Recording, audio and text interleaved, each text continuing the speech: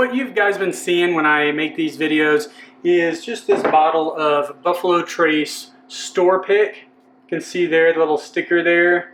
All right, so store pick, for you that aren't familiar, and hopefully I explained this properly, but basically it's where the barrel was selected by a group of individuals or a store or a bourbon society or something of that nature. So they test a bunch of different barrels and then they're like, you know what?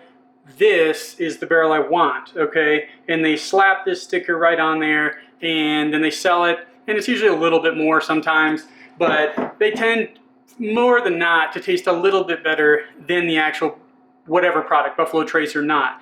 Now, it's not very different. They're all going to be very similar, but it will have a little bit of difference. In order to avoid discrepancies, I guess, when it comes to Buffalo Trace, I'm not going to do a store pick for this one. I have this.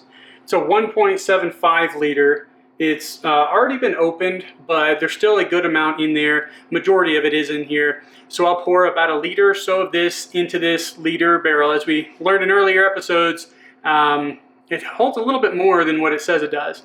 So pour the rest, and then we'll have some left over, and I can compare the notes of this to the notes of the Buffalo Trace that has been sitting in that honey. To make it a little bit more accurate, I'm going to use a measuring cup. We're going to put 1 liter in this and then see how much more it needs to add.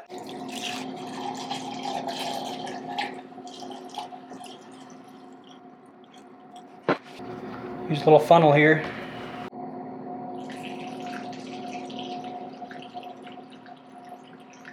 As I'm pouring this, you can smell the honey coming out, the fumes of the honey. I ended up taking 1 liter just fine, so I'm going to put 200 milliliters in here and see how much of that 200 milliliters it takes. Well, here's another 200 milliliters. Oh. Not the bourbon! Such a waste of good bourbon. Probably going to get some heat for that one. That's all right.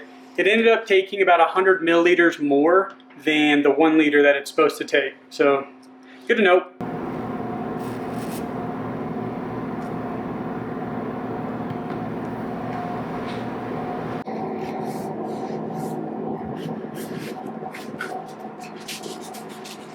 If you end up getting the same barrel, make sure if you buy a 1 liter, you'll be fine. It's only 100 milliliters, but if you really want to top it off, and especially if you want to sample your original bourbon or whiskey compared to what it was after it was finished, I would recommend getting probably about a 1.5 liters. But what I'm going to do is actually do a little bit of sampling, maybe a day, every couple days, maybe a week.